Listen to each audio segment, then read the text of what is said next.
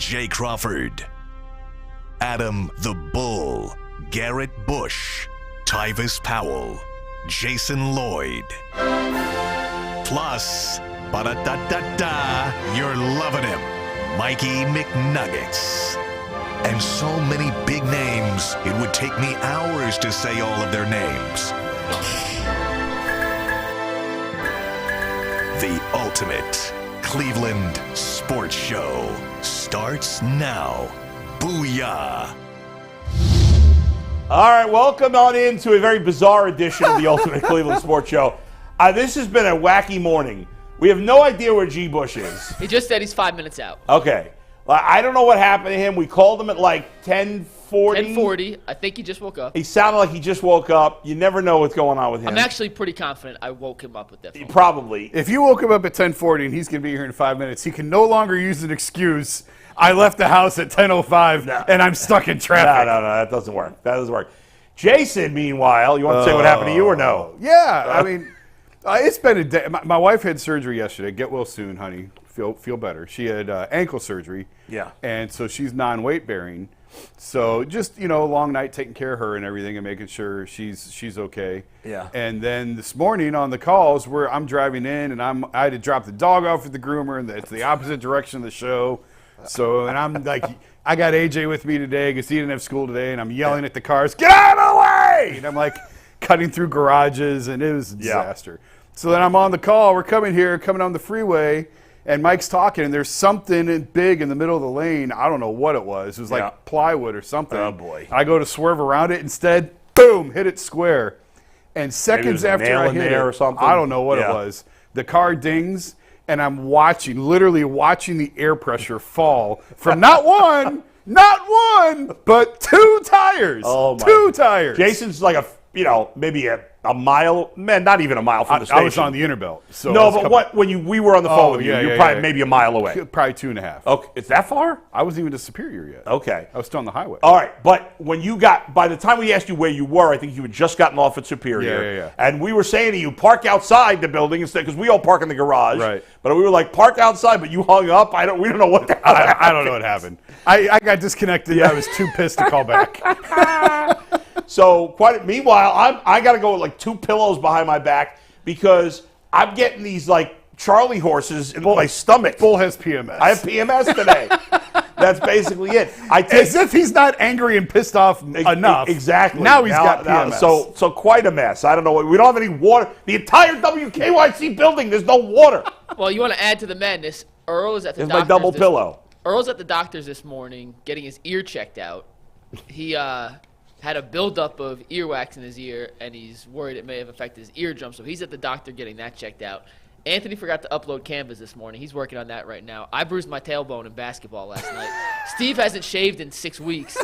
And AJ, Jason's kid's here. He's the only one walking who doesn't seem to be a shell. And we still get freaked out every time he talks because of his ridiculously deep voice.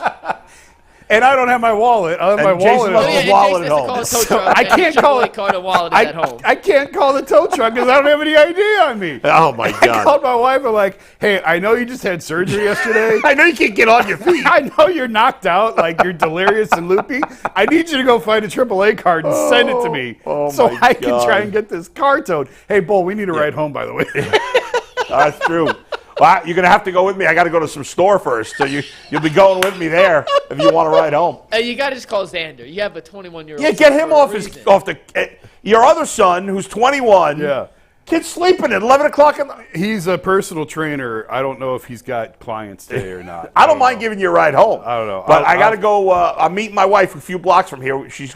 We're buying soil for some. She's putting a garden in. Wow. So I got to go buy soil with my wife, but it's pretty close by. What a day. What a day, right? Well, we'll try to put it together and talk some sports. Eventually, G. Bush will join us out of his stupor. I don't know what's happening, but meanwhile, and throw in that there are three topics on today's show that Mike needed us to send information. Like Mike's like, you got to send us your projected Guardians opening day lineup, your free agency plan if you were Andrew Berry. And the one guy Andrew Berry's got to get in free agency. And I sent this at 6:30 last night. You sent it at 6:30 last night.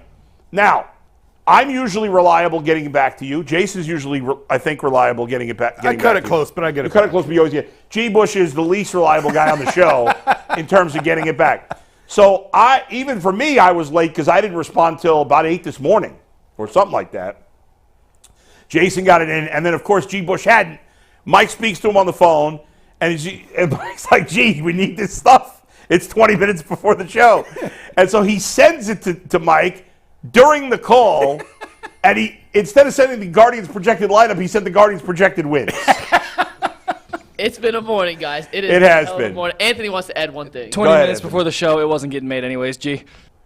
But, he sent me 87 wins was his opening day projected lineup for the Guardians. Right. So take that as you may. We're going to get into some topics today. I did call Mike at 10:15 and change my Guardians opening day lineup on him as well. So there's all kinds of things happening. But here we are anyway, and there's a lot to get to today. Mike, start us off. We got a big show, a lot of football, basketball, and a Mount Rushmore of Cleveland what-ifs, which is going to be fun to end it. But first, you can get buckets on FanDuel, America's #1 sportsbook, because right now, new customers get $150 in bonus bets with any winning $5 bet. That's $150 if your team wins. You can bet on all your favorite NBA players and teams with quick bets, live same-game parlays, exclusive props, and so much more.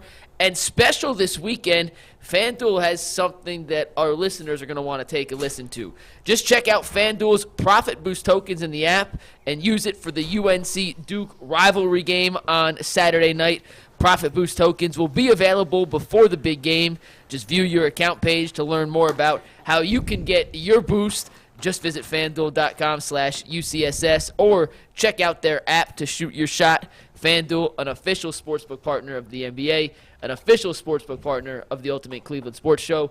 And our winning ticket today comes from Lamont No Sanford, Montauk Dag R8, who turned $50 into $760 with a 4-part parlay from Tuesday night on some college basketball lines. He had the Duke line, Northern Colorado, Baylor, and Portland State. All 4 of those hit, and he turned $50 into $764. As always, if you have a winning ticket, make sure you send it to us. G. Bush just walked in. What an outfit, G. Bush. Holy cow. I mean, look at this hat. He is sporting right now. Yeah, just send us your tickets and enjoy this G. Bush fit. Because, G, that's an outfit, my friend. Yes, it is. Smokey the Bear's in the building. Did you, when Mike called you, did he wake you up? No. That'd be I live on the east side. If he would have called me at that time and I would have because you sounded like he just woke up. That'd be east side. That's like, it take me like 35 minutes to get Oh, okay. All right. So you'd be out of here. You just sounded sleepy. I still, I still got that nasty voice. You know what I'm saying? It don't be rocking like I want to. All right, guys, first thing we do before we give our ideal free agency projections, this morning the Browns opened up about $10 million in extra cap space by restructuring Jed Will's contract. That brings his base salary for this year down to just a $1.5 million-ish, give or take. It opens up $10 million in cap space. Because of the restructure, they are unable to trade Jed Wills this season, so the Browns will play this year with Jed Wills. But by this restructure, other than opening $10.5 million in cap space for Andrew Berry to spend in free agency, which starts next week, do you read anything further into this move? Does it mean a possible move for Jed Wills along the line? Does it mean a possible extension coming, or are you looking at this just a way to open up cap space? Guys, I think it's pretty simple. It's just opening up cap space. I don't think we should read anything more into it. Well, I guess the one thing you might be able to read into it is it doesn't seem like they're interested in an extension, or at the very least, they couldn't come to any kind of agreement on an extension, because if you were going to do that, you could have lowered the cap number that way by getting an extension. But in terms of him changing positions, no, I'll be surprised if he's not the left tackle. No, he's the left tackle next year, and I think they're probably looking at next year as a big year for him. And if he was very inconsistent up and down last year. Got off to a terrible start, got better as the year went on, and then obviously got hurt. I think they want to see what he looks like coming back off the injury, and if he performs well, I've insisted he was average until I got mad at him and broke up with him about 3 weeks into last season. But for the most part, I've tried to maintain that he's league average or thereabouts, and if he continues to be average or thereabouts, maybe you give him an average type extension. I don't know, but I think that they want to see how he looks next year before making any sort of long-term commitment to him. And I'm just aggravated because yesterday we're sitting here trying to think what other contracts would make sense to restructure. Well, this was an obvious one that I didn't even think of.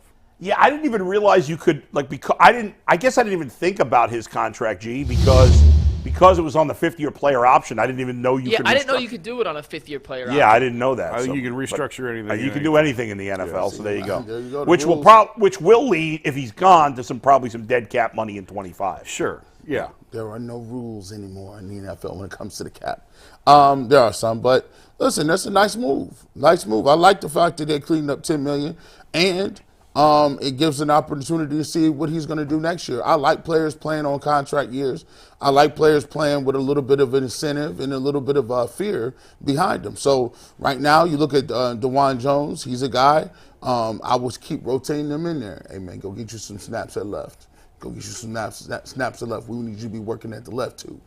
Even if you're not going to put him there, I need security blankets and security for all of these positions. I think one of the things that this has told us is, as we look at last year, in a wave and rash of injuries that you had from top to bottom, from the best guys to the worst guys on the roster, you need to be able to have a backup plan for those guys, because if you can pull it together, you can get some good play, and your coaching staff can get guys to continue to play hard. You might be able to win a few games, right? I'm not saying that you're going to be able to go and win playoff games, but I like the fact that they're thinking ahead and saying, hey, let's look at Jed, put a little fire up under them, and still get a little bit of money back for free agency. I think it makes sense, obviously from a financial standpoint. Now the Browns have about $13 million in cap space, and again can still potentially do things with the guys we talked about yesterday. But also, I didn't like the idea at all, and I don't know if they were actually even thinking about this, of extending Jed Wills. I want to see him play the position one more time. I do think he played better right before he got hurt. But I think overall he's been a huge disappointment for a top, 15 pick, whatever he was. Yeah. And I don't want to commit to him long term unless he clearly gets his game to another level this year. So there's not the official numbers on what the void number on the cap will be next season, but Jack Duffin does a really good job kind of following the cap, and he projected that Jed Will's void year in 2025, the cap hit carried by this restructure will be close to $12 million. 12? Yeah. Yeah, I mean... And the cap is going to go up again next year, and they're going to restructure more deals next year. It's step by step. They're okay with having void money or dead money in void years because the cap goes up and up, so it doesn't. Yeah, I mean they could potentially have 20 after next year. It's possible they could let Jed walk, and they could cut Conklin and probably have $20 million in dead cap, and need at least one offensive tackle in that situation. I wouldn't be surprised, by the way, even with all it seems like depth, it would not surprise me at all if the Browns drafted in the middle rounds here some more offensive linemen this year. You never have enough. Yeah. Keep rotating them. Yeah. I like it. You know, obviously they did well with DeJuan Jones. They like Luke Whippler, who they drafted, what was he, 7th-round pick? Sixth. Sixth or so. It wouldn't surprise me if they dive into that pool again, Mike. No, not me either. It'd be I'd actually be more surprised if they didn't draft an offensive lineman than I would be if they did. Especially just because of the age, the numbers, and like you said, if they're trying to clear some cap space, there'll be some dead money. But a lot of the guys, when we're looking at next year's salary cap, which is getting way ahead of ourselves, a lot of the guys who could be on that potential cap cut casualty list are guys on the offensive line, like you just mentioned. All right, let's go to the bigger picture now. Let's do it. So yesterday we were talking about possible restructures and all these types of things, and we came to a number that we thought that the Browns would have. But when it's all said and done, maybe $35 million. I think after the Jed Wills move, maybe it ends up being more. But somewhere $30 to $40 million. We're going to operate for the sake of this discussion in between 40 and 45. Okay. Because I ended up going to about 40-something. You went to about 45, so I was like, that's the top parameter. All right, yeah. The rest of us went a little lower. Yeah. G went MIA. So that's the general parameter after the Jed Wills move. So, Bull, you're up first with this. You want me to go first? Okay. Yeah, so Steve, you're putting my list up first? G. Yep.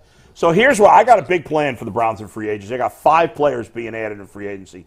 Jonathan Grenard, we saw him against the Browns in the playoff game. This guy is a young, up-and-coming star, I think, on the defensive line. Yeah, I like him. But because he hasn't proven it for more than 1 year, I mean, $17 million a year is still a lot of money. It's not the top of the pass rush market, but it's that next tier, and I think that's a perfect spot for him. If I got to go a little more, I'll go a little more. I think this guy's a special player and would finally be the guy you could have for a couple of years at the other end with Myles Garrett. And then you got Ogbo as the third guy. You're in great shape at defensive end if you add Grenard. Next is a guy I talked about a lot yesterday. We were talking about wide receivers. Marquise Brown. 2 years, $24 million for Marquise Brown. I think he's somewhere. Maybe you can get him a little less than that. I'm not sure. I think he's in the 10 to 14 million range probably. I went 2 years, $24 million for Marquise Brown. I think wide receiver is the most important thing they got to do this offseason. Of the guys that are available, I think Marquise Brown has the most upside. And he's young, and he's the youngest of the guys. 3, Tony Pollard. This is a change for me that we talked a little bit about Wednesday, G. I had not been in favor of the Browns going to free agency at running back, but I changed my mind on that because I don't trust Jerome Ford, and I'm a little worried about Nick Chubb being back. So if I could spend $5 million a year to get a guy who is clearly a great 1B back, even if Nick Chubb's back, Tony Pollard is a perfect complement for Nick Chubb. He's a great pass catcher. He's a better version of Jerome Ford, and I can get him $5 million a year. It's probably only guaranteed for one season. If Nick Chubb's great again, I can move on after next year. And then 2 smaller deals. Veteran linebacker Devin White. Take him. He replaces Anthony Walker. I re-sign Taki, and I bring in White to replace Walker. And then I go on. I do need to address defensive tackle, but I've spent a lot of money here. So I go with a guy with some upside off the Jets, Quentin Jefferson, a small 2-year deal from him that I can get out after 1 year. So there you go. That's my breakdown. Before we go to the rest, Bull did not include any re-signings in his money, which I did and Jason did. I'm sorry. I didn't. I thought it was just – I misunderstood. It's fine. It's fine. But for the sake of this, just know we're spending more – you're spending more money because you're going to re-sign Taki and some other guys. That's true. I did not factor that in. When we put the poll up, just take in mind that Bull went a little over the limit. I did go over the limit, and so mine will be unfairly probably deeper than everybody else. But and most of the guys I thought the Browns would re-sign, even though I wasn't considering it for this, I thought were kind of on the low end of money. I don't think there's anybody to spend it big on that they're re-signing. Taki's going to get about 5 or 6 a year, which is the biggest of all their re-signing. So if you add them up, like when I go, it's probably like 10, 12 million maybe. Jason, when his added up, he got 10.5. I had 12 in re-signing, so somewhere in that range. So I would have probably had to take one of those guys out. Yeah, then. but not crazy over, but just want to put it to clarity. Yeah, that's fair. You did factor that in when you vote. Go ahead. Jason, you're up next, and then G, you'll go after him. Well, I can't do – my brain doesn't operate in ideal, and like I'm too pragmatic and too locked into what's the reality of the situation, what can they realistically get done. And then I go down the rabbit holes of, well, if they do this, only this much is going to be on the cap, and then they're going to put void years on the end. And so I hate when Mike gives me these assignments because I can never just do them in 10 minutes. You did a good job with this, though. I was really proud of you here, Jason. My brain won't allow me. But here's what what I sent you was such a mishmash jumble. I don't know how. I'm curious to see how you even set it up. Let's see. What did you put on? Chase Young was the only one I kind of tried to mimic the money you sent because there's not enough characters on a graphic for all the details you put I know. So here's what I went with. Taki, Bajorquez, and Nick Chubb are coming back. And there'll be other moves as well. Like I think Jordan Elliott probably makes sense if they can bring him back or Mo Hurst, but I was running out of space. But the big ones here for me, Chase Young is the big one. And the more I think about this, the more I like this. I think he's going to wind up on a 1-year make good deal. He's young. There's obviously a huge ceiling here. He hasn't lived up to expectations. I think this is the perfect system for him. He's 24, 25 years old. You put him in Jim Schwartz's system opposite Miles, and if he has a big year, now maybe you can turn him into staying long term.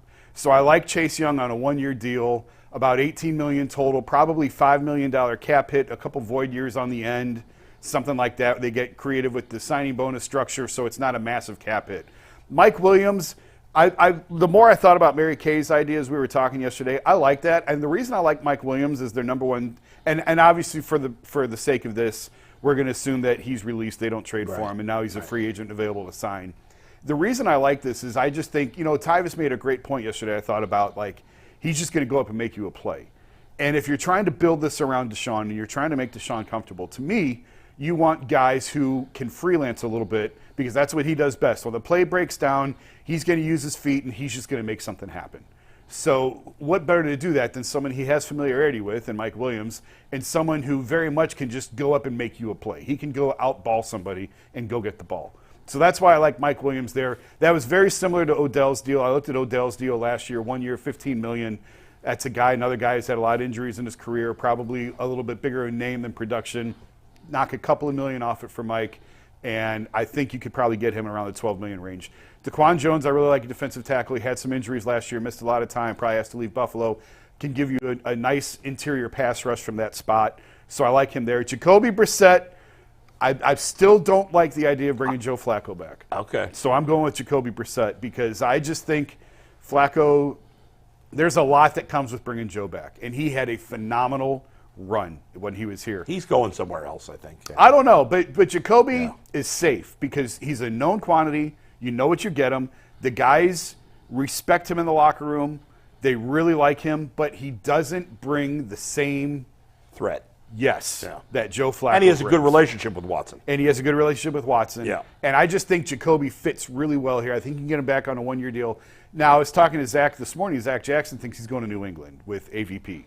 And so maybe that unravels that right there at the start. But I like Jacoby Brissett back here as the backup. And I've even softened on that because I kept saying DTR. They drafted DTR. To be Yeah, the I was backup. surprised when I saw a quarterback on your list. Yeah, but they've He's done coming around. Well, they've done such a nice job of freeing up the money, and I do think that the injury threat with Deshaun Watson is real. And we're going to get to that in a little bit about all the time that Cleveland spends talking about backup quarterbacks. Well, I think he has not demonstrated throughout his career that he can stay healthy. Deshaun's had a lot of injuries, so I do think that they need to prioritize that spot a little bit more. If you can get Jacoby for $6 million, I think you take it and run with it. But the bigger point out of all of this that I kept battling in my head was, I don't care what number you give me as the amount of cap space the Browns have, they are not going to spend up to that number. They're going to roll over 5, 8, 10 million into next year's cap because that's just how they operate. So if there's a way that they can continue to roll, I think they're going to continue to roll. So I wanted to stop short of the grand total because I don't think that they're going to spend everything that they have available to them. They're going to try and keep rolling this snowball downhill. I like your list. I think you did a good job here. Obviously, I spent a lot more money on my list, so obviously it's going to be a little better of a return because I spent more money. Right. I like getting Grenard better than Chase Young only because Grenard's arrow's pointing up and Young's is, we Sideways. don't know. But if you're going to spend less money, I like where you went because at least there's a lot of upside with Young. Yeah. And, I prefer Marquise Brown, but I'm fine with Williams. We had them both at around the same price point. Yeah. So there you go. You went with the quarterback instead of a running back, and there it is. Well, G. look, Bush, you you're right. guys- We don't you have a guys- graphic, but you could walk us through who You guys who actually do. lost because in my plan there is no such thing as a salary cap. So I don't know why y'all put the numbers up here. So let's run through Operation Stockpile really quickly. Hopefully you got your notes, pen, pads, everything ready to go. First of all, I do like the fact that you brought Marquise Brown in. I am doing so as well. 3 years, $37 million for Marquise Hollywood Brown. That is an accurate projection of. As G's going through this, we'll see which one's. We'll see which one is out of pocket. That is certainly an accurate. Okay, here we go. Yeah, that's reasonable. I go back to running back. We mentioned him a little bit later. Zach Moss, 2 years, $8 million. Yeah, but you might even be able to get him cheaper than that. I would think that's the most you'd have to pay him. Yeah. 2 years, yeah. So All right. I like that too. Here's where it might get kind of tricky. This is the big term. The Browns have never spent more than I think $57 million on any free agent. That's what Dalvin Tomlinson. So I bring in Christian Wilkins, 3 years, $67 million. That's way too low in my opinion. No. 3 for 67 is 23 a year, 22 and a half. 22 and change. That's fair. That's fair. That's a fair. All right. He may balk at the numbers, but I would tell him, hey, I think he's what, 27? No, I think he's 28. Okay, well, listen, I can't Very tell good him. player. He's a very good player. Maybe if he plays well, he can revisit you and get think they're another gonna bite at the apple. Wilkins is a tackle, right? Yes. Correct. I just can't see them spending huge money on a tackle when they spent huge money on a tackle last year. That's $40 million a year for two defensive tackles. But the tackles is different. Tomlinson is a run stopper. This guy has pass rush ability. Yeah. When you got pass rush ability as a D tackle, you have a premium on your number. So for me, I'm willing to spend that. I got Taki, 2 years, $9.5 million. All right. That's reasonable. The Duke of knee jerk can actually budget an account. Look at that. I like what you did. Hurst, Buarquez, and Chubb. Yeah. I got all three of them somewhere in a $12 million wrangle. Okay. $12 million. And then Joe Flacco. Flacco comes back. I got him at a year, $6.5 million. Okay. Now that's a little high.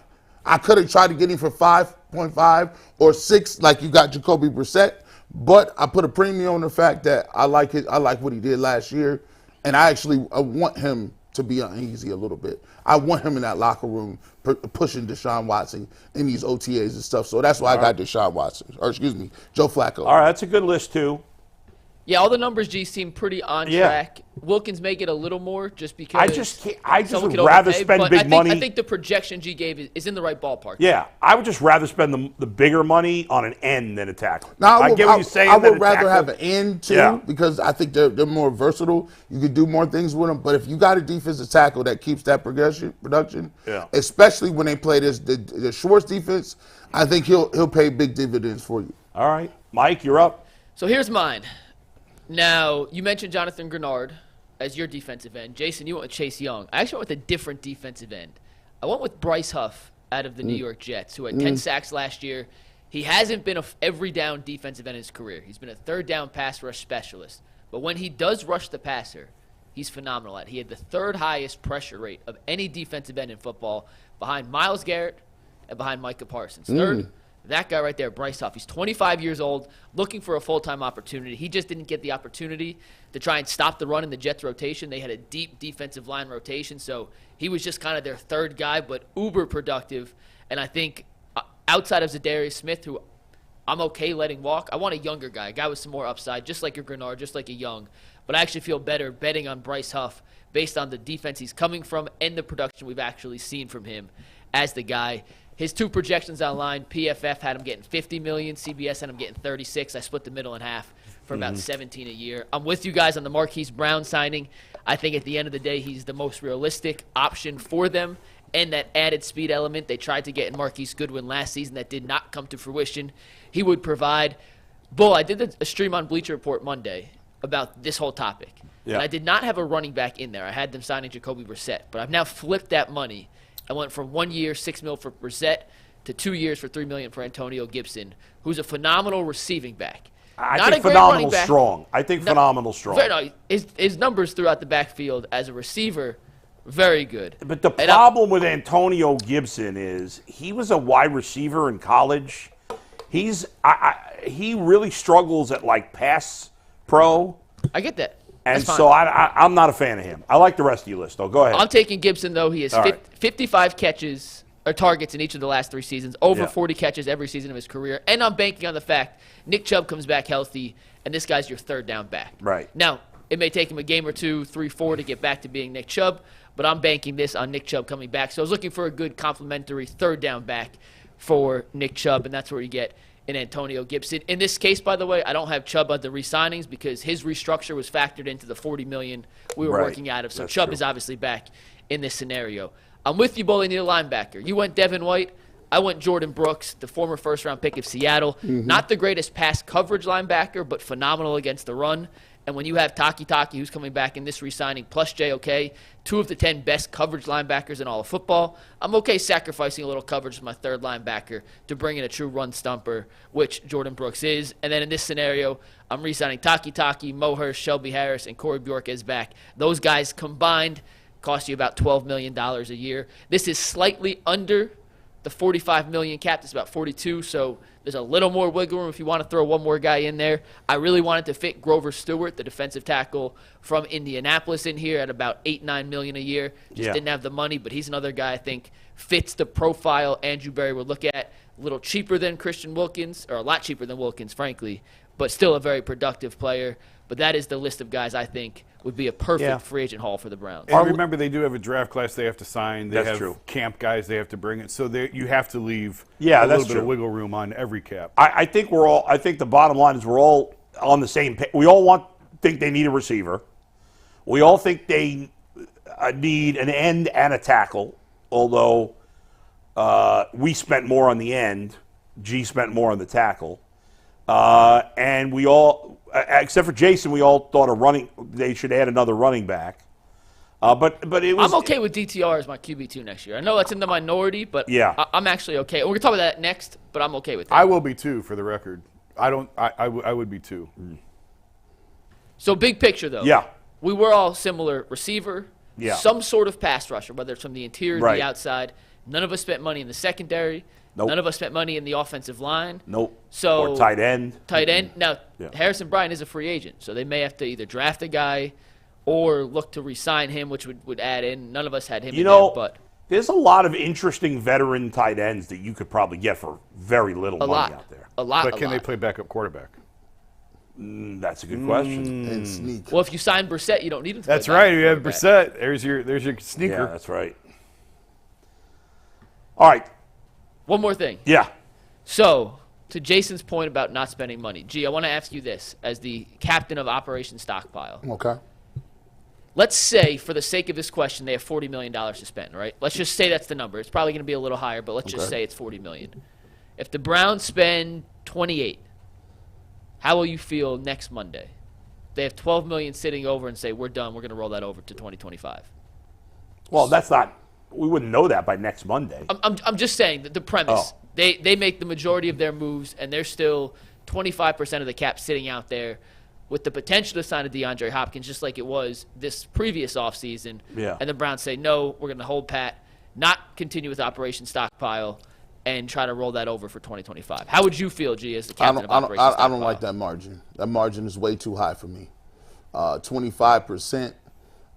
Yeah, I know. I get you might want to roll a little bit over, but 25% is way too high for me. I need you to be around the 10-15% mark, right? And then you can say I still got to sign my draft picks. Okay, your draft picks are usually in the range of two. You're not signing a first round guy. You're signing a second round guy. Mm-hmm. Some of those other picks that you sign your draft picks, they probably won't even make the team. So for me, I like you to be about 10 to 15%. 25 is too high for me, especially given this year. Now, and I would also like to see what names you brought in, because even if you get down to 25% and one of those is not a receiver, I feel like you're in big trouble. You can go, like they can go into the next season or into the draft not having, I guess, all the defensive tackles that they think that they can get, or edge rushers, because you can still make moves for those guys. To me, I think the number one priority is you gotta have a receiver, and a bona fide one too, not Minimowski. So no, I don't like 25%. Assuming there's no trade out of left field that we're not expecting from a wide receiver. To me, the only guys, it's got to be one of Ridley, Brown, and Williams. I think it's got to be one of those guys. Anybody, I know there's some people that like Gabe Davis also and will put him with that group. I don't like him that much. I don't either. But if he was the last resort, I'd take him. Yeah, but I guess he's better than what they got. But Who? Gabe Davis. Gabe Davis. But I'm just not as high on him as No. as others. I'm not either. Remember, he played with Josh Allen, and he was very inconsistent. You know who Zach Jackson had at number one? Who? Someone we haven't even talked about, I don't Who? think. Darnell Mooney. I don't Yeah, like him at a all. lot of people are high on Mooney. I would throw up all over my ankles. I think there is potential with Darnell Mooney. And he had him number one in terms of most realistic, I think. Shit. Not necessarily wish list, but Yeah. of realistic. Well, because Mooney's going to cost, what, $6 million a year? And he's Maybe. the vertical threat, had one big year, has had some injuries. Yeah, 2022, what were his numbers in 2022, Mooney? 21 was his big year. Oh, 21? Yeah. He's done nothing the last I would throw up. couple of years. I That would be seriously disappointing if that's the Daryl best. Mooney's career numbers. 2020, he had 61 catches, 631 yards, 4 touchdowns. 2021, his sophomore season, second season, 81 catches, 1,055 yards, 4 touchdowns. The next two seasons combined, 2022 and 2023, just shy of 950 yards and 3 touchdowns Combined. total. Yeah, he's done nothing the last. Now, they haven't had particularly good quarterback play, and I want Marquise Brown. He's only had 1,000-yard season. Elijah Moore did nothing. This place went nuts. Not this place. This Right, city right, right. went nuts when they got him. You know, listen, it's better than nothing. I think Yeah. he's better than Elijah Moore, but I don't feel great if that's their best guy. If they can transform and turn into one being, I'd take Elijah Mooney. But until then, just regular Mooney, Darnell or Darryl. See, and then I'm gonna miss his name all the time. Darnell or Darryl. Darnell. Yeah. Darnell. And if he's playing bad, it's Darryl.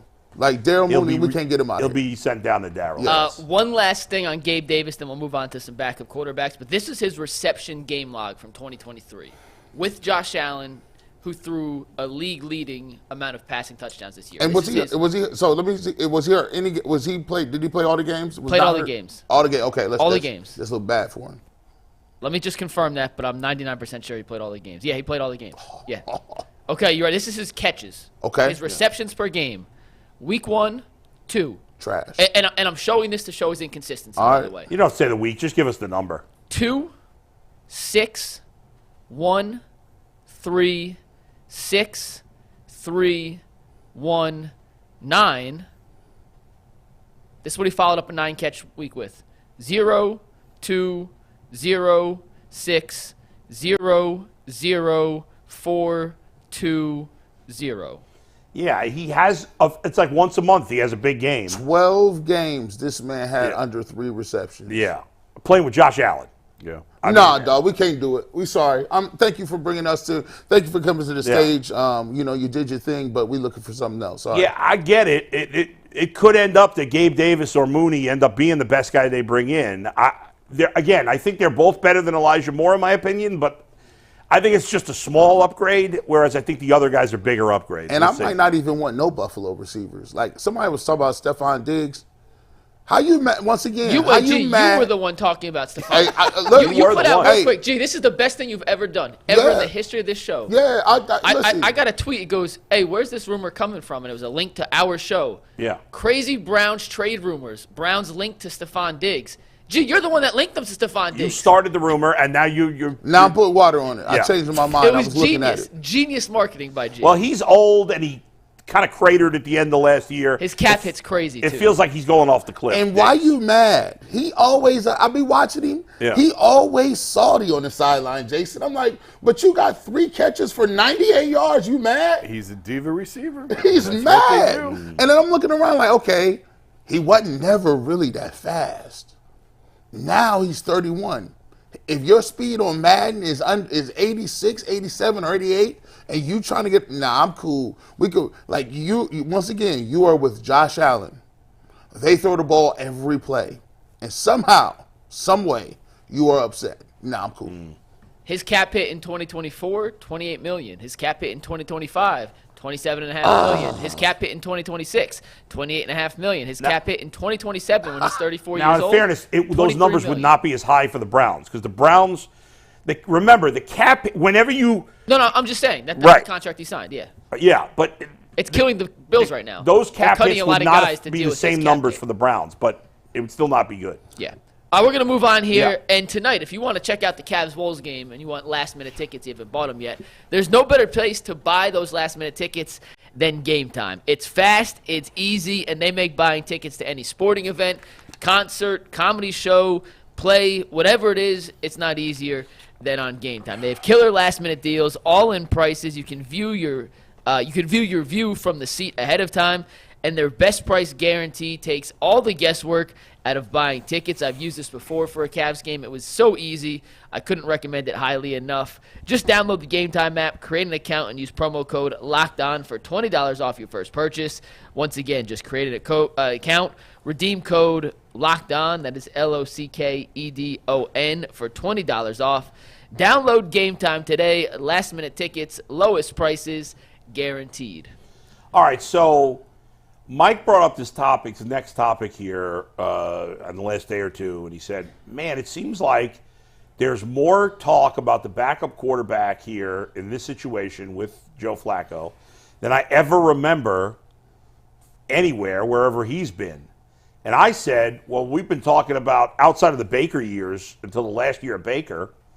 I said, I think we've been talking about the backup quarterback every year. It's always been a conversation. But Jason, you disagree with me. Yeah, I disagree. I hear what Mike's saying. Yeah. The Browns couldn't even settle on a starting quarterback. They couldn't even find a starting quarterback for mostly the last 20 years. So I don't think that the backup, it hasn't commanded the amount of attention that it has now. And number one, because Flacco went on such an incredible run last year, I think has everybody's attention. Number two, the injury history of Deshaun has a lot of people realizing, man, that's becoming a much more important spot than maybe it should be or has been in the past. So I hear what Mike's saying. I tend to agree with him that for a position that ideally you would hope would never take a meaningful snap. Right. That's probably not reality, though. Reality is that guy is probably going to be called on at some point. And so a lot of the time, focus, and attention has been put on a backup spot. I think it's unique for the Browns, at least in terms of what should you do in terms of signing that guy. Yeah. We've had plenty of conversations when Johnny Manziel got drafted. When should he play? When should he play? Yeah. When Baker Mayfield got drafted. Remember, Tyrod Taylor started those first, two games or whatever, and then he got hurt? Yep.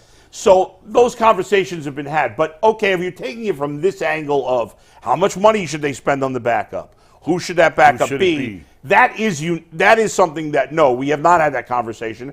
But this is a unique situation. The Browns spent a ton of draft capital and a ton of money on a quarterback that they thought finally solved their problem at the position. Yeah. And to this point, through 2 years, we're now hoping that he has solved the problem at the position, but we don't know that he has solved the problem at the position.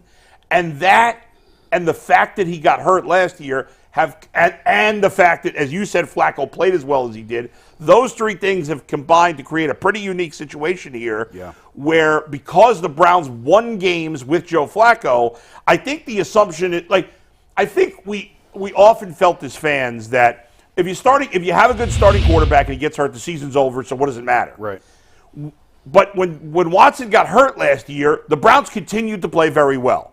Now, we could argue that, well, in the end, they lost in the playoffs and because they didn't have a good enough quarterback. You could argue that. But I still think there's a feeling that if Watson got hurt again, Flacco could win games for us in the playoffs potentially. I don't know if that's true or not, but if you believe that, then certainly or whether it's Flacco or anybody else, then it is an important decision.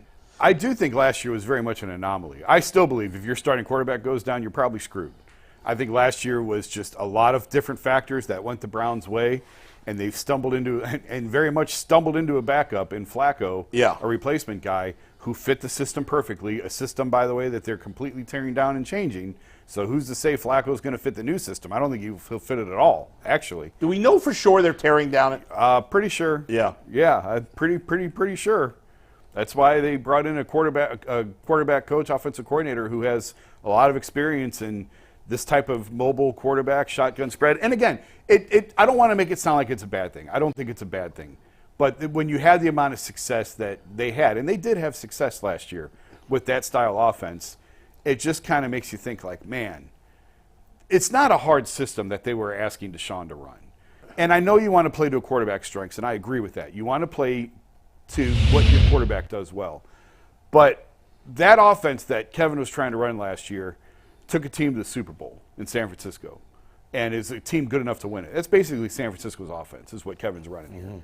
And it's not very complicated. But I don't want to get off on a tangent on that. It is Ken Dorsey's the genius that's going to turn the offense around. We'll see. Okay. But I went on such a tangent now, I forgot what the original point was. But in terms of winning with a backup quarterback.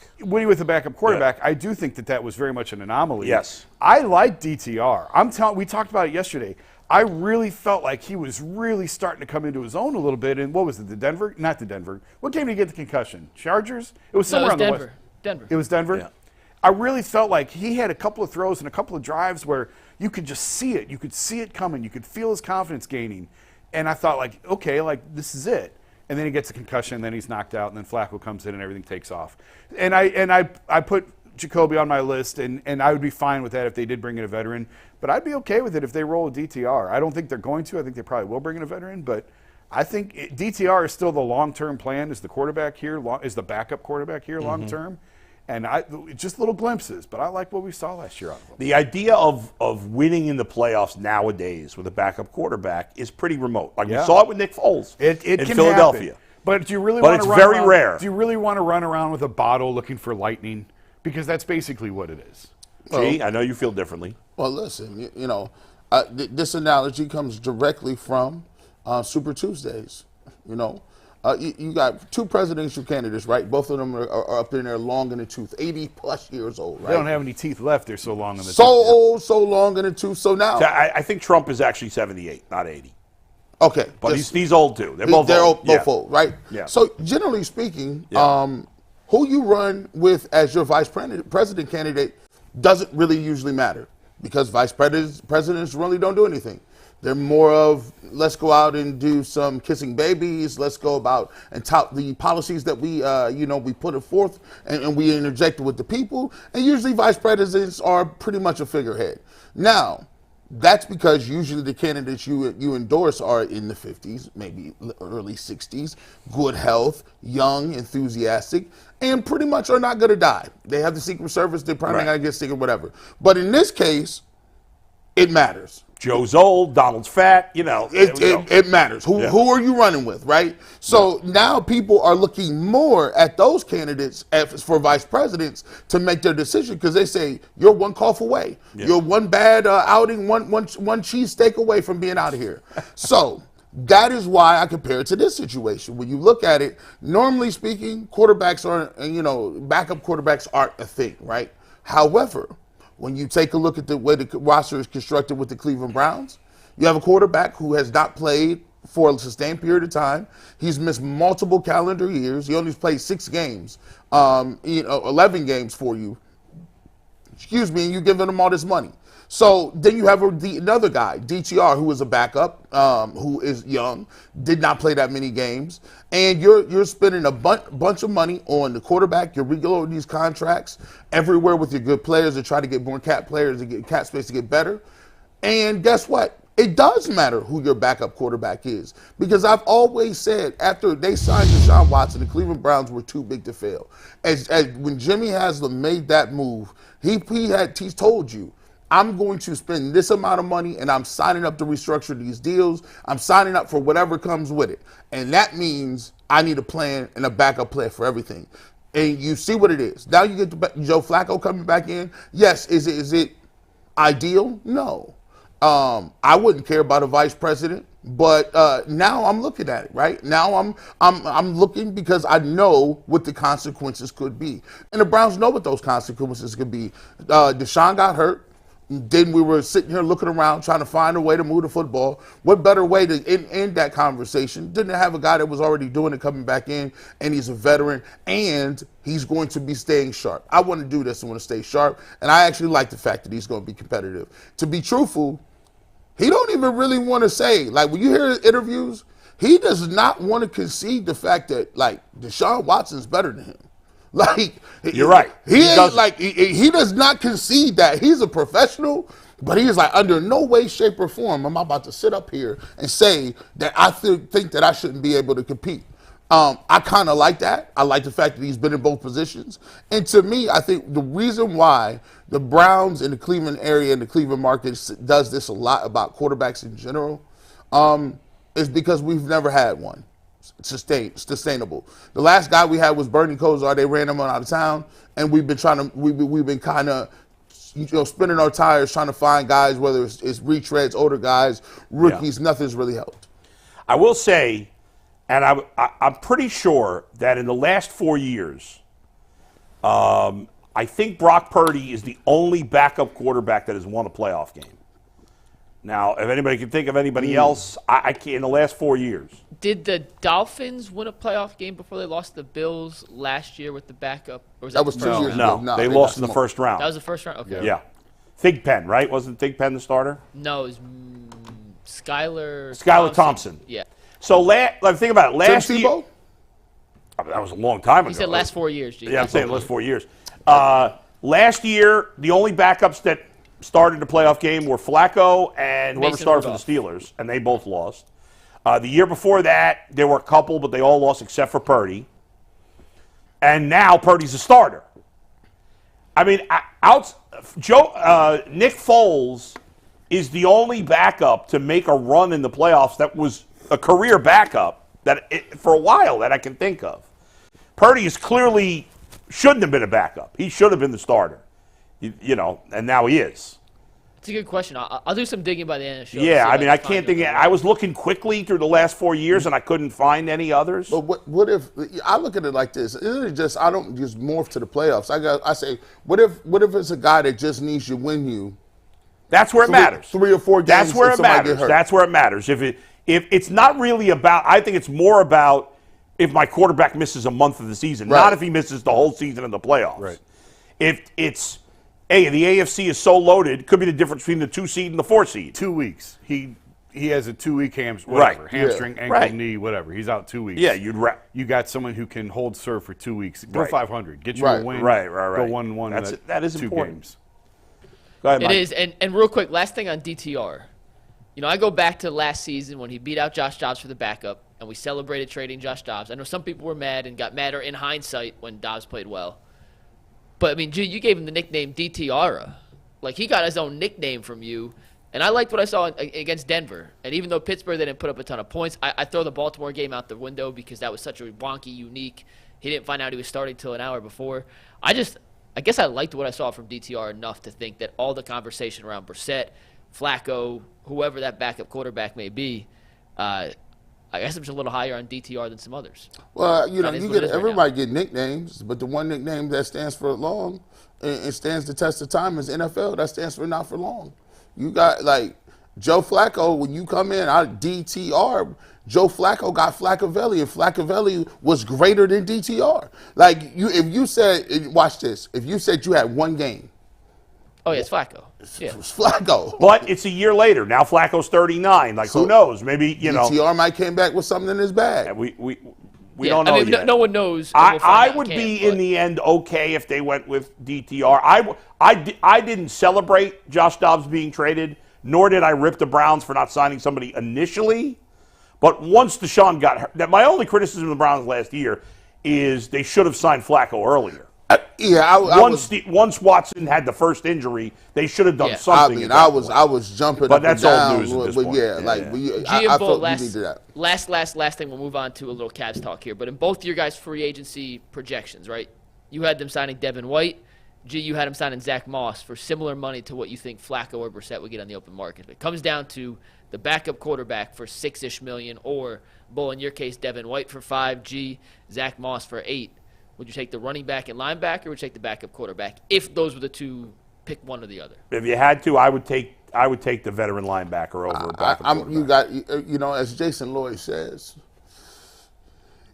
backup quarterback could be the difference between a defensive tackle or backer or safety or corner or receiver. If it does come down to that. And I like Flacco, but I'm not crazy.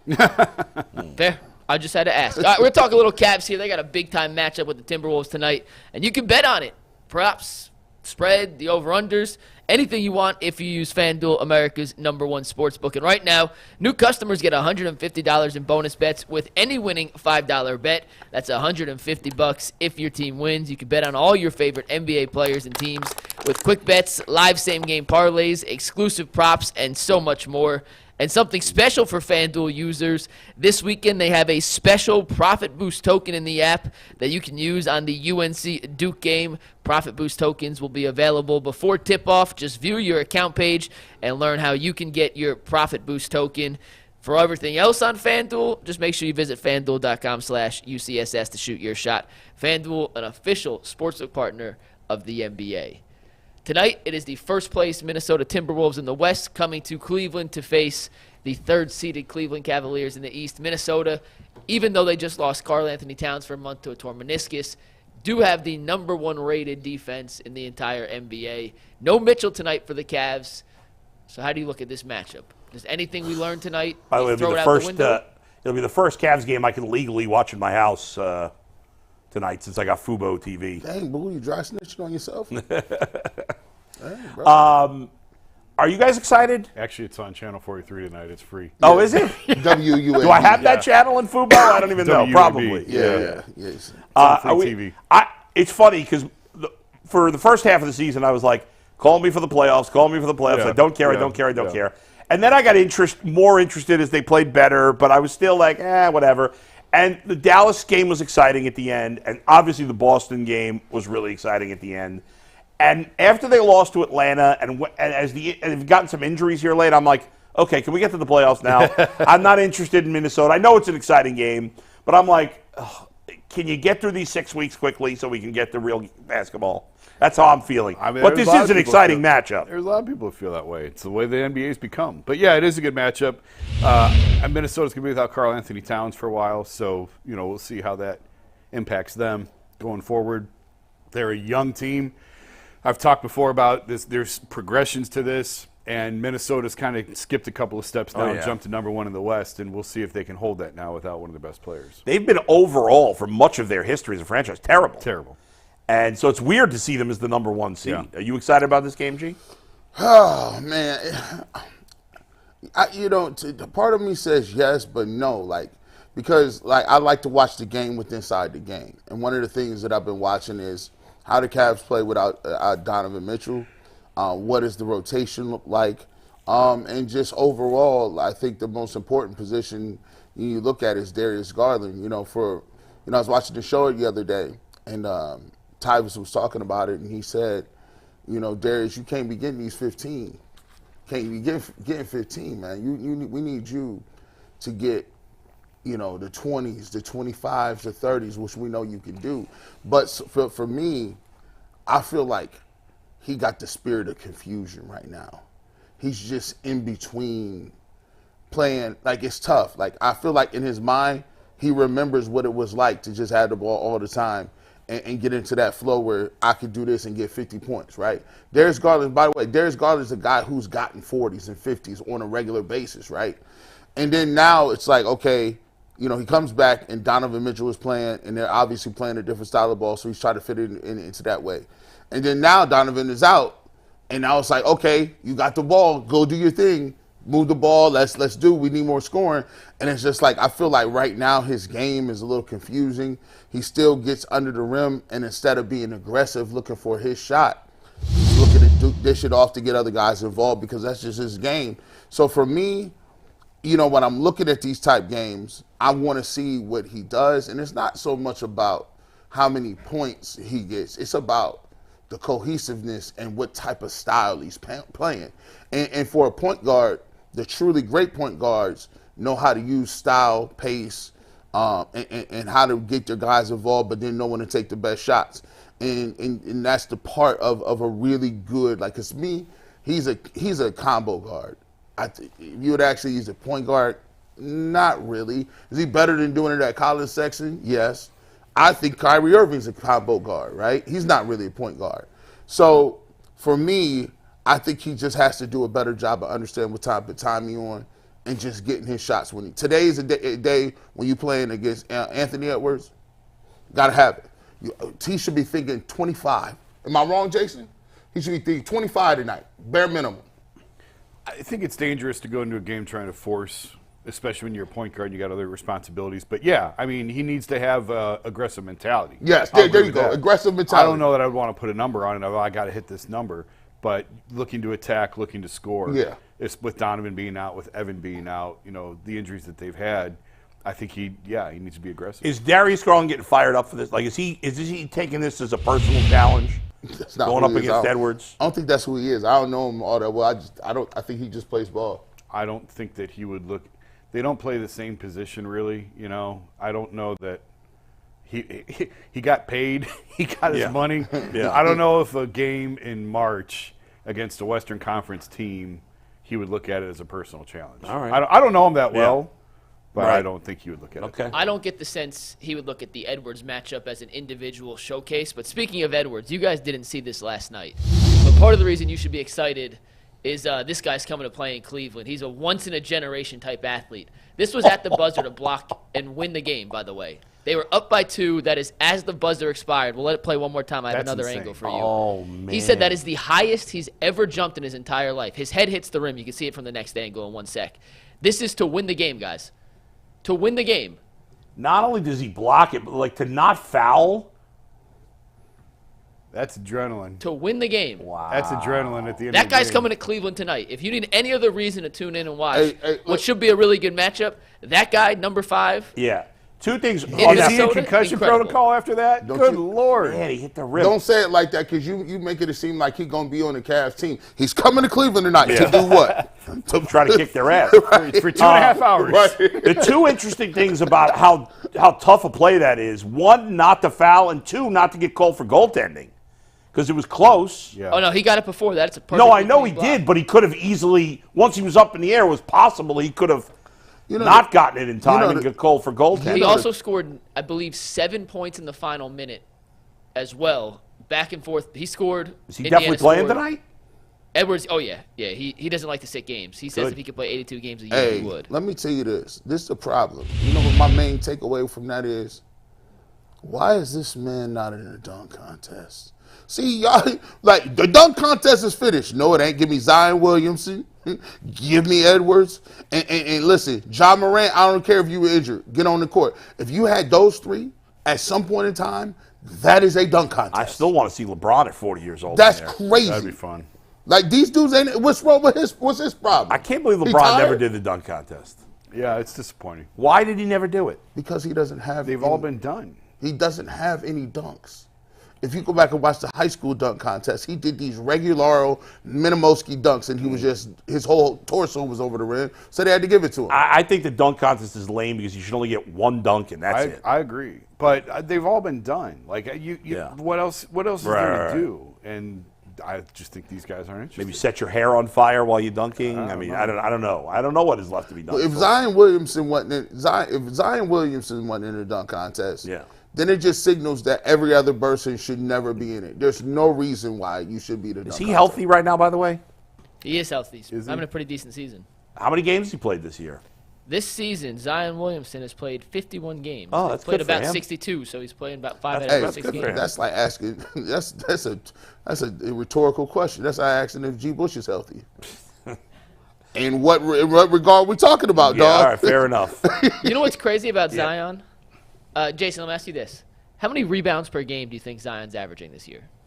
9, 8, 9. G, I have what no do you idea. think? What is it? Ask G, what do you think? Oh. Probably around 12. Bull? Trying to get inside your head about if it's surprisingly low or surprisingly high. I'm going to say 7. So he is 23 years old. Yeah. He's playing 31 minutes a game. He's averaging 5.5 rebounds per game. Oh, that's Jeez. trash. How tall is he? 6'4". 6'8". Well, He's he's listed 6'8"? at 6'9". He's 6'4". I'm telling you, he got that Rodney Rogers build. He got that Charles Barkley, Charles Barkley, Elton Brand build, Charles Corliss Barkley without the Williamson rebounds, build. man. Yeah, these dudes For be- his career, and he's a 2-time All-Star. Like, when he's played, he's been very good. Like, keep in mind, when he has played, he has been very, very effective. For his career, he's averaging 25 points per game. He's averaging 6.2 rebounds per game in his career. He just doesn't What's have his assists? 4.2. So it's just weird. He's one of the most explosive athletes ever. Jumps Yeah. through the damn roof. His second jump on the offensive glass, you think he would be a much better rebounder. Why but is he not any good at rebounding then? I don't watch a ton of Pelicans games. I can't tell you. I Yeah. just looked You're at not his locked games. into the Pelicans? What's the matter with you? You guys host a basketball show. Would you trade him for Evan Mobley? No. Would I trade Zion for Evan Mobley? No. If you were the Cavs, you wouldn't do that? No. Think about Because it. Too much of Zion's an injury. Too He much of an makes injury way risk. too much money. He's Yeah. way too much of a risk. He's a health risk beyond injury risk. I'm still not convinced he's not getting himself out of the league in 3 or 4 years. All right. 25 a game. Don't One more thing to watch. Yeah. Real quick. One more thing to watch. I was really excited to see after how Cleveland responded against Chicago in a negative way. I guess it was last Wednesday. It's their first time facing a potential 2-big lineup. Now, KAT's not playing, so it's they're going to be not facing a 2-big well, lineup. they could start Naz Reid, which would still be a 2-big lineup. Not Okay. exactly the twin towers of KAT and Gobert, but this is another opportunity to see. And I know it's not Allen and Mobley, but how this 4-out, 1-in matches up against a 2-big lineup. I still have a feeling that Naz Reid will be the fill-in starter. He's KAT Jr., and he's a pretty good player in his own right. Dunked on my brother in high school, like one of the nastiest posts I've ever seen, Derek. I'm sorry for bringing that up, but absolutely posterized my little brother in high school. And I'm I'm curious to see how they do on the glass, especially if Dean Wade's in there at the starting 4. We talked about the rebounding numbers of the day. Yeah. They're actually a better rebounding team with Wade in the game than they are with him on the bench. Yeah. So just another little wrinkle to watch tonight. By the way, when why two was teams your match brother up. guarding a center? He wasn't. They were playing a 2-3 zone. They were losing by 50, and he tried just his spot. Naz Reid came down the baseline, went right around the guy on the edge, and just it's a bad video. Did he get, like, run over? I mean, Naz Reid puts his nuts on his head, essentially. He put his nuts on his head? Well, my brother's 5'8", 5'9", and Naz Reid is 6'10" as a junior in high school. Yeah, it's an unfair matchup. Was his hips level to that man's earlobes? I'll show you all the video after this. I got to find good. it somewhere. I've not shown us that before. It was tough. All right, let's keep it moving here. We got another subject to get to, Mike. We do, and it's a fun one. And a quick reminder that if you want to go to tonight's Cavs Timberwolves game, the Charge game on Saturday, a Guardians game in the upcoming weeks and months as baseball season gets underway, there's no better place to buy those tickets online than the Game Time app. It is simple. It is easy. They have last-minute deals. You can see the view from your seat before you purchase, and they'll match a better price if you could find a better price on the same ticket on a different app. Just download the Game Time app today, create an account, and use promo code LOCKEDON for $20 off your first purchase. Once again, create an account, redeem code, promo code LOCKEDON for $20 off. Download Game Time today. Last-minute tickets, lowest prices guaranteed. Bull, we mentioned yesterday. Yeah. Had a little fun with it, but Mike Zunino retired. And we had high expectations for Mike Zunino, Josh Bell last season. It didn't work out. Yeah. So I was thinking, and Zunino's not on this list, No, of course. but who would be on the Mount Rushmore of Cleveland athlete what could have beens? The what ifs. Guys they traded for, signed, drafted. Guys who you had high expectations for. And are we just doing it, like, in the last 10? You can do whatever you want. Whatever. Whatever you want. All right. Jason has 13 guys. You want to? I mean, No, you guys let me, go Let me first. throw a few. Let me throw a few out there because I don't have just a 4, but Every Browns draft pick since 99. pretty much every nearly. Browns draft pick between Joe Thomas or Joe Hayden and I don't know. Yeah. You know, like you got. But some of them were more hurtful than others. The number one for the Browns to me is Josh Gordon, right? Josh Gordon is certainly a huge one. I didn't even have him on the list. That's how many there are. Yeah, I mean, they're so ridiculous. For me, I'm embarrassed to admit this, but I've admitted it many times. I thought Brandon Whedon was going to be a good player. I had him. Obviously, I was wrong, so Brandon Whedon should be on the list. No Yeah, doubt about yeah. it. Corey Coleman, Justin Gilbert. Although I don't know that I thought Corey Coleman was going to be See, that good. I looked at this as like guys who came in with tremendous fanfare. Okay, and so then Johnny didn't Manziel. and then didn't live up to it. Right, so Johnny- Manziel's a great example. Manziel. Gordon, even Josh Gordon didn't really come in with that. But I was thinking of what could have been because we What saw could it. have been. We So saw there's it for different a ways year. to interpret it. Yeah. From a baseball perspective, you'd have to say Matt Laporta, right? That was a big deal when they traded for Matt He Laporta. was the key piece in the Sabathia trade. Yeah, and I would say Swisher and Bourne. Yep. Like that year, we were all excited. I know I was excited. I thought they'd both be really good here. They were both total disasters. So that's some of the guys on my list. G, you got some guys? I got a strange one. Ron Harper. Ron Harper was nice here, so they got him up out of here, man. There's a lot of urban legends out there. We need to urban legends why Ron Harper was no longer with the team. Yeah. We'll tell you one day. But listen, Trent Richardson got me. I thought Trent that's a good Richardson one. was going. Yeah. I'm like, they finally done went up. They Adrian Peterson, I believe, had got picked prior to him, and Adrian Peterson was killing the league. Yeah. And then Trent Richardson comes out of Alabama. He's like all over the place. Like, I mean, they had his highlights just oozing down just every single TV screen. And he got here and just consistently ran into the ankles of his guards. Vision. I took plenty of L's in my predictions. One of my biggest W's was when the Browns traded Trent Richardson for a first-round pick. Dustin and I were on the air. We were at a bar, and he and I were like high-fiving. We thought it was the greatest trade by the Browns, and 90% of the fans thought it was awful. Really? Yes. And he had only been there 1 year, though. Right, and he had been decent And as he a rookie. almost had 1,000 yards. He had a lot of yards, but if you looked at behind the rushing total, it wasn't good. And he was a I was waste. with you. I was like, I can't believe they got a first-round pick. I know, I was stunned. I think they used it Did they on. get two? Didn't they use it on Johnny Manziel though? Oh, God. Yeah, maybe. I think that was they did. Whoever they used it on, it didn't blew turn it. out to be a They good blew player. it. Dwayne Bowe, by the way, another one when it comes to. There was some hype when he came in and excitement. Go ahead, Jason. Who have we left out? How'd y'all forget Odell? I'd put OBJ Oh my on God! Oh, yeah. That's because I didn't write mine down. I was just threw him in my head. That's a good one. Oh, Odell's the best one. Odell's the top. He might be the first one. Ken Carman was setting off fireworks in his neighborhood. Dude, we were pounding the table for weeks for the Browns to trade Odell, and then they did it. Bro, they had, but you got to think they had Jarvis and Odell, and they had Chubb. We was like, and this was like, y'all in trouble. Odell is the only one bigger than Odell is probably Johnny Manziel. I mean, I had Manziel on the list. Another one I had was Dwayne Wade when Dwayne came here. Yeah. And he didn't even last a season. Didn't even make it through a year. He was towards the end of his career. But still, everyone's like, oh my God, Dwayne Wade's on the Cavs. This is great. Dwayne Wade in the interview says it's the only move he ever regretted. He hates, here. Still, he said he hated LeBron for trying to talk him into it. It was a disaster from the start. Yeah. That was bad. Another one I had was Jeff Garcia, Browns quarterback from way back in the day. When they signed him, that was a really big deal. He replaced Tim, friend of the show, Tim Couch. He was like, oh, we got Jeff Garcia. And he had been good for the Niners. He was good, and he was terrible here. He was hurt. He was dating the Playboy chick, and they got in a bar fight. And what about Ubaldo Jimenez? He had a couple decent years, and but I thought he was going to be like Dennis Martinez or something. I thought he was going to be the truth. There was some excitement. He was up and down. Yeah. I think he had enough success to stay off the list. But I'll give you another Indians pitcher, Jack McDowell.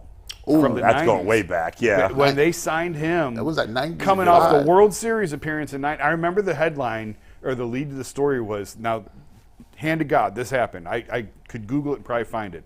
The rich get richer. Yeah. The Cleveland Indians have signed Jack McDowell. Yeah, the rich get richer. Yeah. Coming off the 1995 World Series, and they signed him for that 96 season. He never lived up to it. Andre Rison was another one. How did I forget him? We just mentioned I mentioned You mentioned him yesterday when I told you we were going to do this. Yeah, Andre Rison was a big one. Michael Bourne and Swisher I had with you. Antoine Jameson I had on here through no fault of his own, but that was a really big deal. When the Cavs traded for Antoine, and he was like the other star to pair next to LeBron, and then LeBron bolted. And Antoine, I talked to Antoine a couple years ago. He's like, I was in my office in my home the night of the decision going, ain't no way this man brought me to Cleveland. He's going to leave me here. And he sure did. Yeah. My God. And Antoine was left in like prison. He was like Alcatraz around here. Dwayne Wade says that he didn't look. The second time LeBron came back, he was on a plane with him. Yeah. And he said nothing. He was like, nothing. Like, he said, yeah, this boy LeBron, he's like, man, he is like, he'll have you in the dark, bro. I was on a plane with him thinking he ain't about to bolt without saying nothing. Next thing you know, that what's the name? The decision dropped. Yeah. Or in the magazine, he said, this son of a. Who else did we forget, Jason? And then I had Johnny Manziel, Brandon Weeden, Brady Quinn. I put Brady on there as another first-round quarterback who had probably not to the level of OBJ and some of those other guys, but certainly didn't live up to expectations. And I think I had Kevin Mitchell on there. From the Indians signed him back in the day as a big power-hitting left fielder, and he lasted like 20 minutes. Yasiel Puig. But did he come with a lot of fanfare? I feel like people were excited because for a minute, he was a big star in baseball. He was that deal. You were excited. The name was an exciting name. I thought Franmil was the bigger part of that deal than he was. Puig. He was because Puig was just a rental, but Puig's career just went down the toilet after that. Larry Hughes. Hughes is a good one. Larry Hughes. I thought when we got Larry Hughes, it was over. Yeah. Or Darius, what's his name? Darius Miles. Played for the Cavs. He came from the Clippers. Yep. And we thought he was just going to be dunking the ball everywhere, and he did nothing. That's when they were trying to lose, so they went and traded for Darius Miles. Yeah, got Darius Miles. And I would put this guy too because I thought he was going to be one of the best at his position of all time. Kellen Winslow. That is probably a good one. Winslow coming out, I was like, playing for the U. I'm like, this dude is about to be a monster. One guy I thought, but actually I don't think he fit, was Sean Kemp. But Kemp actually had a couple pretty good years. He had a couple good years here. Series too. Yeah. So he had 42 kids when he was here too. He was never the dynamic player that he was in Seattle here, but he had some good years. He was a good player. Yeah. Mike, you got anybody we left out? Yeah, I'm going to read a bunch from the chat here. Okay. But first, we got a tweet during the show from Brian Murphy I want to read to you guys. I'll donate $100 to the show if Bull will wear G. Bush's hat and sunglasses for 10 minutes.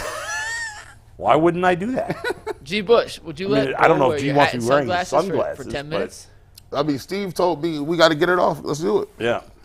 Is he really going to donate $100 to the We'll show? find You out. don't have Brian, any like we'll eye put in your, infection or anything. No, do you? but guess what? Those are if you look at it, Yeah. those are prescription glasses. So you can Oh, see. I might not be able to wear them if they're prescription glasses. Hold on. Well, the hat might be enough. The hat's great. I can't wear the glasses. I'm going to get a headache. Am I that blind? Oh, my God. We'll give him the glasses back. Give him the glasses back. There you go, G. Leave the hat. Is he blind? Hey, Yeah. Brian, how about just hat? I like the hat. I think it looks good on me. Crocodile bull. Hey, that's not a knife. This is a knife. That's a knife. All right, I'm going to read a bunch from the chat. This is just All right, flying by. I'm going to give G his hat back. I feel bad wearing his hat. I'm not betting these. I'm just reading these on the fly. Yeah. Buckeye Guy says Jason Kipnis. No. No. Kipnis was a good player. Kipnis was multiple-time All-Star. Kipnis was like a clubhouse captain or Yeah, something. he was a multiple-time All-Star. That's Tom terrible. DePore said Jesse Owens, Jim Brown, Rocky Calvado, and Otto Graham. He missed the question. He must. Yeah. What's more embarrassing, that list or the fact that Mike said Rocky Calavado? who they traded Rocky Calavito, Mike. Calavito. Who they got in the Colorado trade might be Calavado. on the list. How could you put those guys on the list? He must have thought it was Mount Rushmore Cleveland athletes. Oh, he yeah, must you're not have right. read the prompt. That's true. Okay. Ernie that's, Davis? That's because, as Steve pointed out, you poorly used. We shouldn't have used Mount Rushmore for this topic. Ernie Davis from Freddie B. The people are misunderstanding the topic. Ernie, yeah. yeah. Oh no, well, Ernie Davis, what could have been? I guess all the guys we're thinking of were busts. Whereas Ernie Davis died. I mean, you know, you don't want to lump him in with those guys. Oh, we did call But it yes, what could have been with Ernie Davis? Roberto Ernie Davis Clemente. fits. Don Rogers, like Yeah, Ernie Ernie Davis Davis could have been definitely an all-time. Could have been as good as Jim Brown. I mean, He Lou definitely Gehrig. fits. Grady Sizemore from Evan 419. but Grady Sizemore had a good career. He was really I know good. he went off the cliff earlier than expected, Yeah, but he he, had a lot still of had good injuries. years. Yeah. Sly says the Baker Odell combo, which I think is a fair one. Yeah. William Beck says Jack Brohammer and Charlie Spikes. Evan also says Luka Doncic. The Cavs were in love with him, and the Nets won that one game at the end that knocked us back in the lottery. Does that count? No, because they had no chance to have him, and they never had him. Right. Anthony Bennett.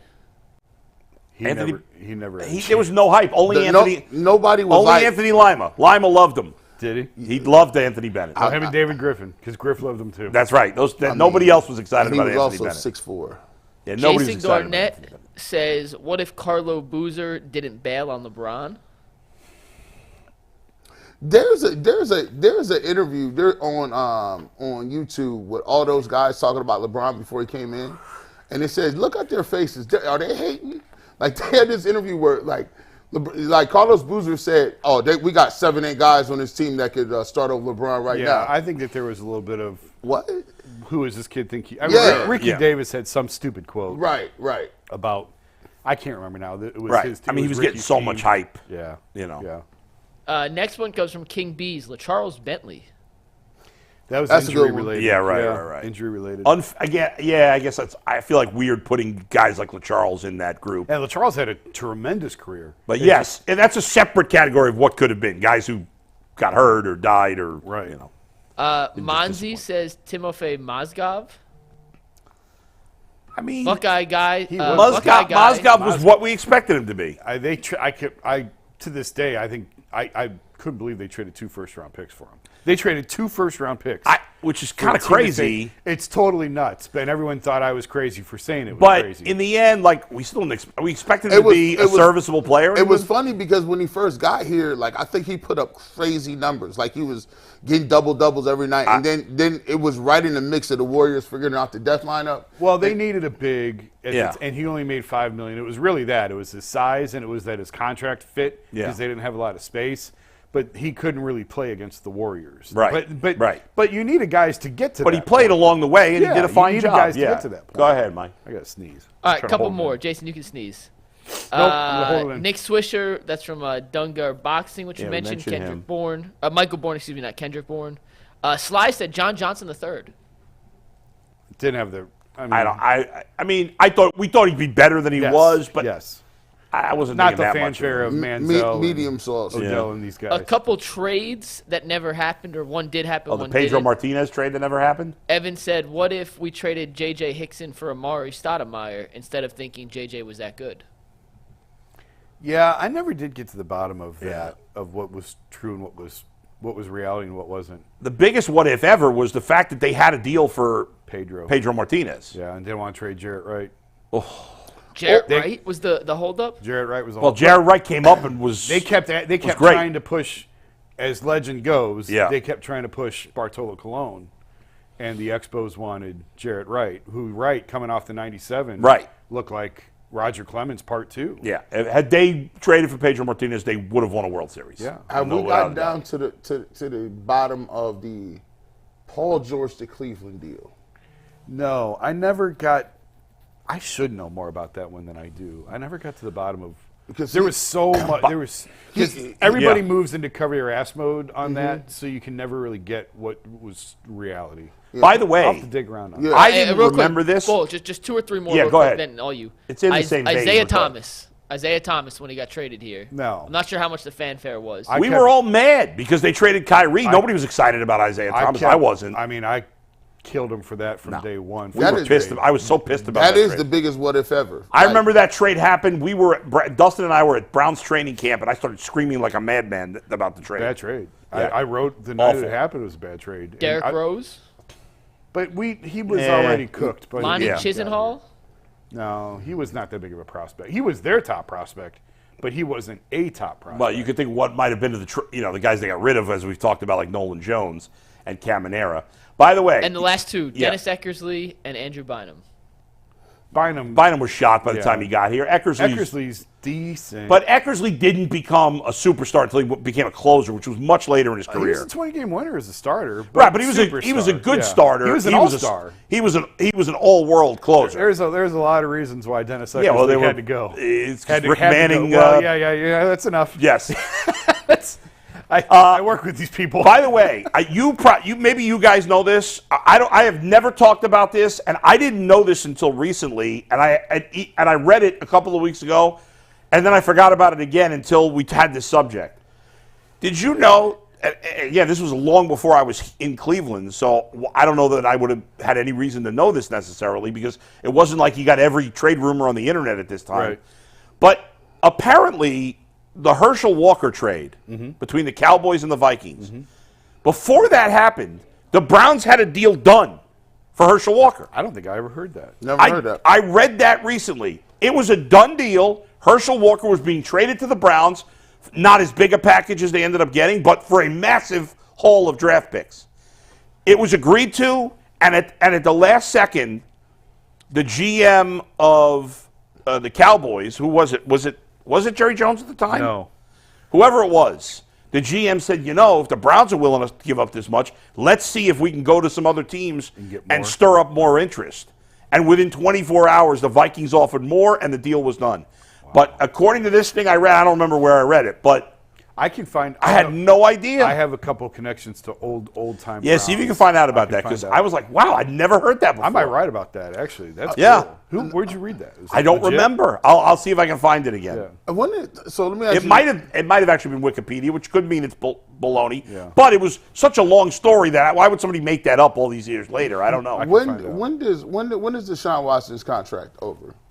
Deshaun Watson's got 3 years left. After 26. Yeah. This year, next year, 1 more year. Okay, say for instance he goes to the playoffs all 3 of those years, progressive, doesn't make it to the Super Bowl, makes it to the AFC Championship game.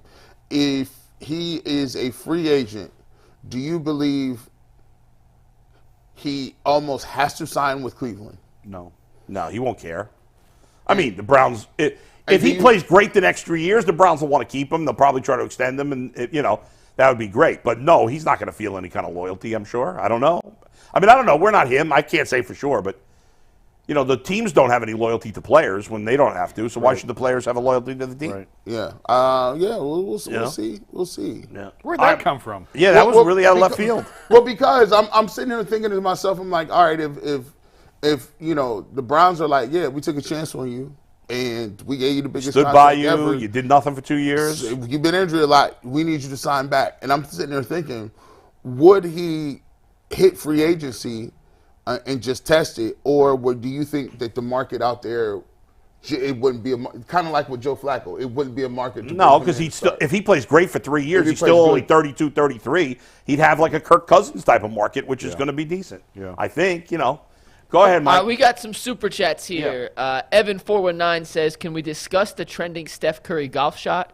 His form needs work. Put it on tag board. If you know what he's talking about, you know. If you know, you know. If you don't, you might want to look it up. Yeah. Could be interesting, depending on your preferences.